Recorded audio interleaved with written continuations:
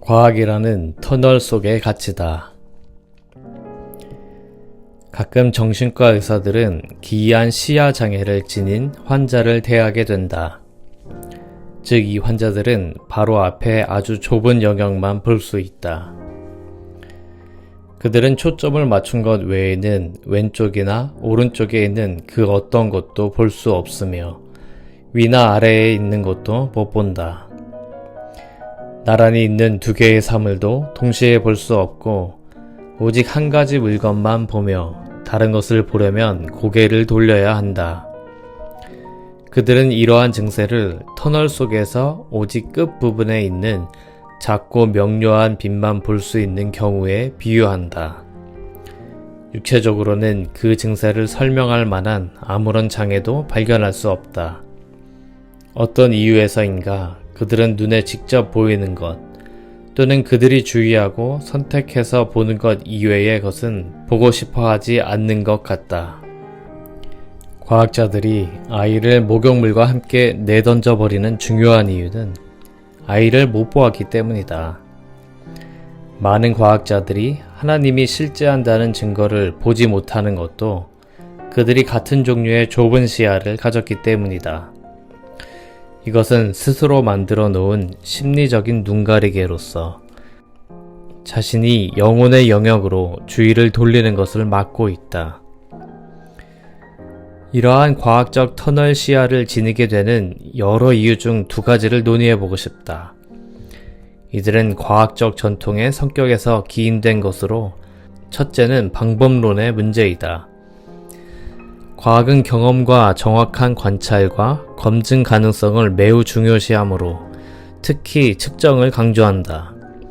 무엇을 측정하는 것은 그 어떤 면에서는 그것을 경험하는 것이고 그러므로 아주 정확히 관찰할 수 있으며 다른 사람도 반복해서 정확한 관찰을 할 수 있다. 실제로 측정이라는 방법을 사용하면서 과학은 우주 사물을 이해하는데 거대한 진보를 이루었다. 그리하여 측정은 과학적인 우상이 되어버렸다.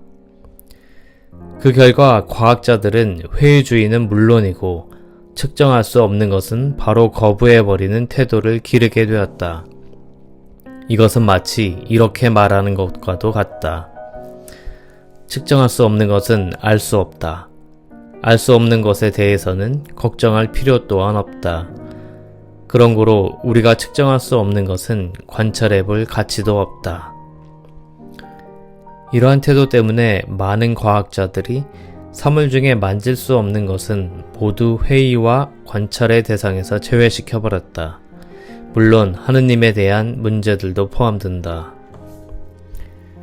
연구하기에 쉽지 않은 것들은 연구할 가치도 없다는 기이하지만 아주 일반화된 이런 가정은 비교적 최근에 발달한 몇몇 분야에 의해 도전받기 시작했다.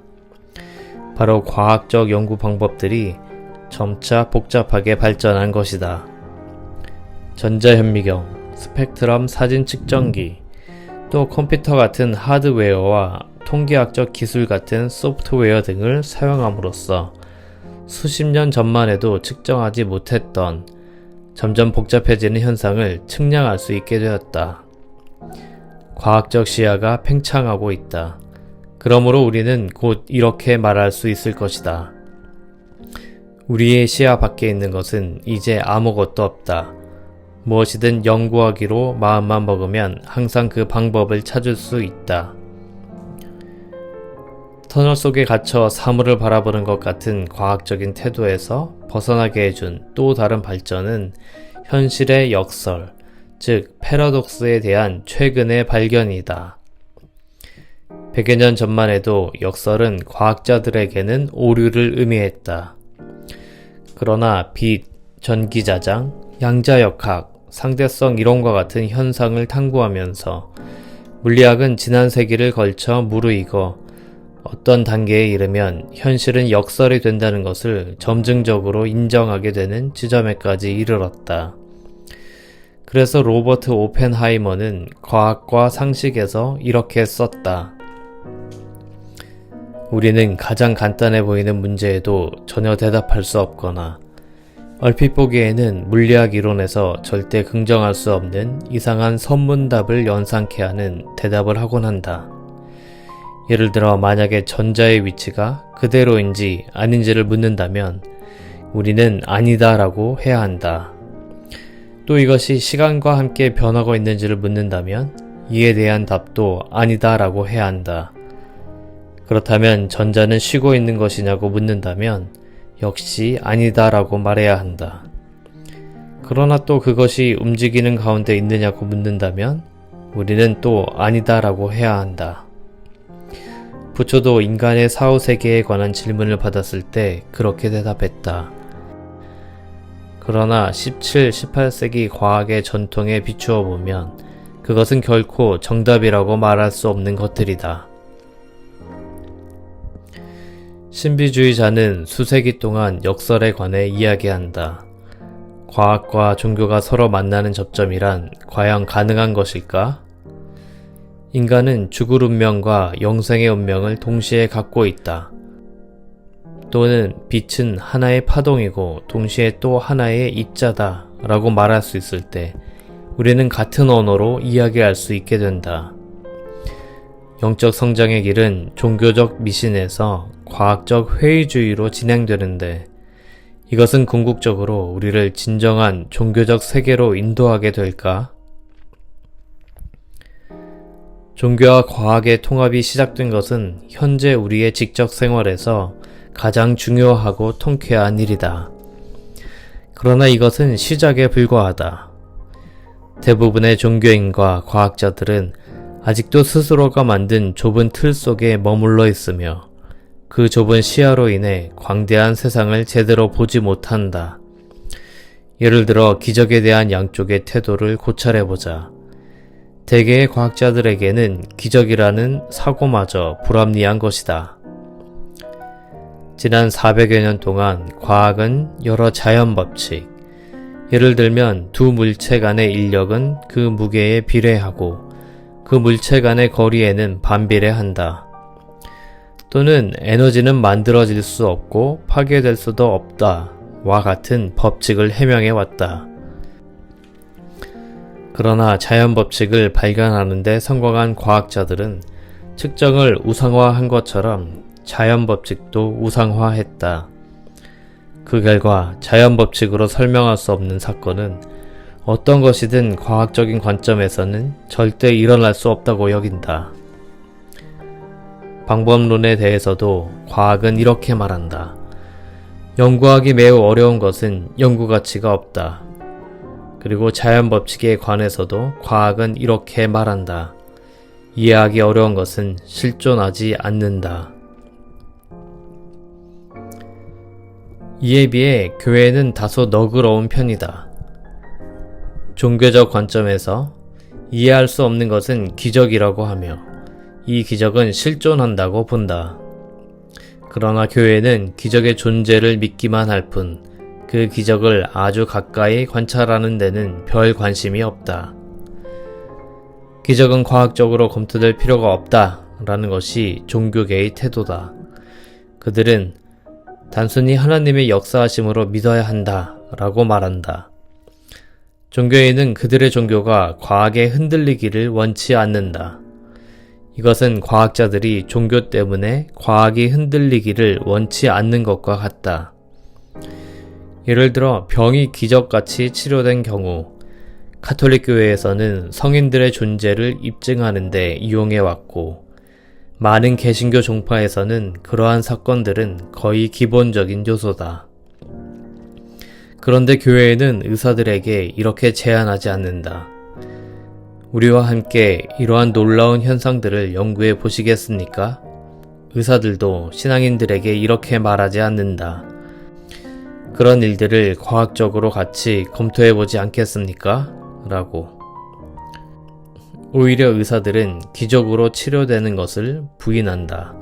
기적으로 치료되었다는 질병이란 본래 존재했던 것도 아니고 마치 히스테리적 전환 반응 같은 상상에 의한 장애였거나 그렇지 않으면 오진이었을 뿐이라고 주장한다. 그러나 몇몇 순수한 의사와 종교적 진리를 추구하는 사람들은 그러한 현상의 본질이 환자들 안에서 자발적으로 일어난다는 것을 발견했다. 그리고 그것을 분명한 정신치료의 성공 사례로 검토하기 시작했다. 15년 전 의과대학을 졸업했을 때 나는 기적은 없다고 확신했다. 그러나 지금 나는 기적이 있음을 확신한다.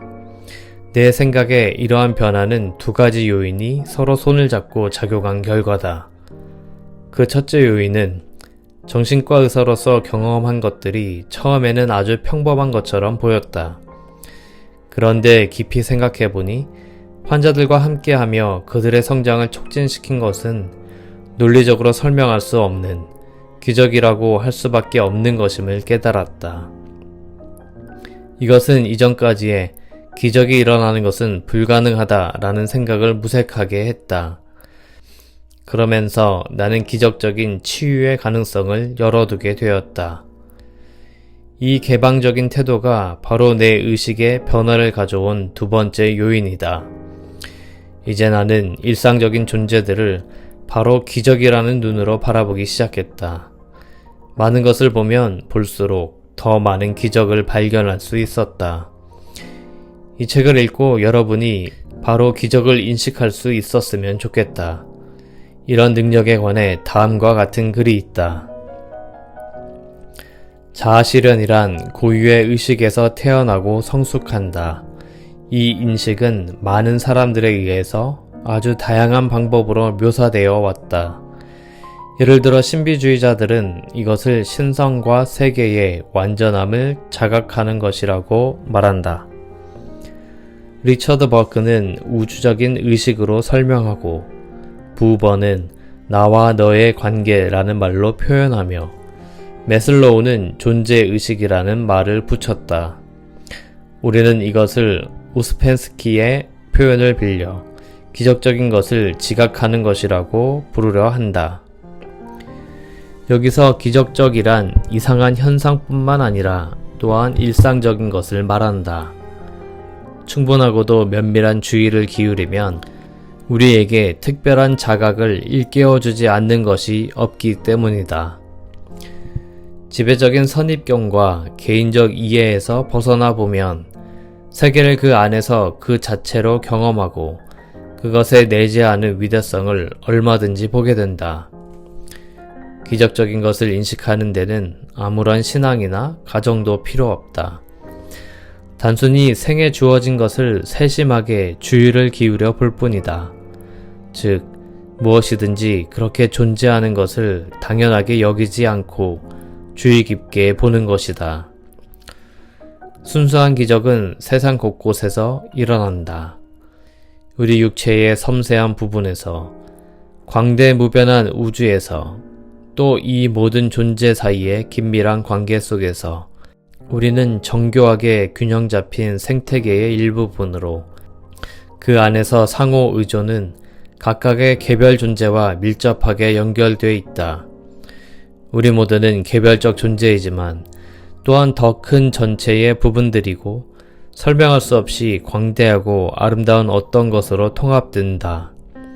기적적인 것을 인식하는 것은 자아실현의 정수이며 그것을 뿌리로 삼아 인간의 지고한 인격과 경험은 자란다. 우리는 기적이라고 하면 너무 극단적인 것만 연상한다. 불타는 숲, 갈라지는 바다, 하늘에서 들리는 우렁찬 소리 등을 기대해 왔다. 그 대신 우리는 일상에서 일어나는 매 순간의 사건들을 기적의 증거로 동시에 과학적인 태도를 유지하면서 들여다보아야 한다. 다음 장에서는 정신치료 과정에서 일어난 기적들을 살펴보려고 한다. 이것은 은총이라는 특수 현상을 이해하도록 나를 인도했다. 이제는 주의사항을 언급하면서 마무리를 짓고 싶다. 과학과 종교 사이에 있는 중간지대란 흔들리는 위험한 장소다. 우리는 기적의 다양한 모습뿐만 아니라 초감각적인 직관과 영적 또는 초자연적인 현상을 다룰 것이다. 기본적으로 우리는 분별력을 유지하고 있어야 한다.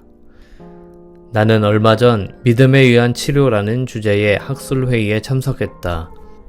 거기에서 수많은 강사들은 과학적이지 않은 일화를 통해 증거를 제시하면서 그들 또는 다른 사람들이 치료 능력을 지닌 것은 분명하다고 주장했다. 염증으로 부풀어 오른 환자의 관절 부위에 손을 얹었더니 다음날 그것이 사라졌다고 해서 이것이 치료사가 치료한 것이라고 볼 수는 없다.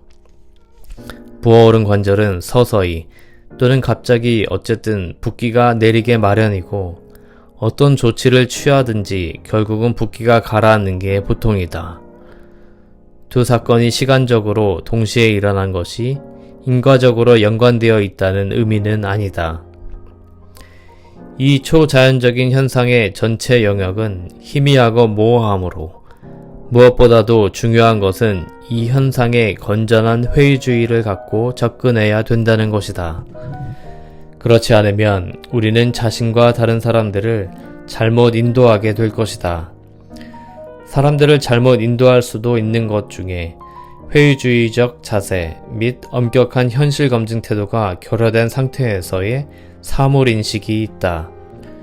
이것은 심령 현상의 실제를 공공연하게 찬성하는 사람들에게 빈번히 나타난다.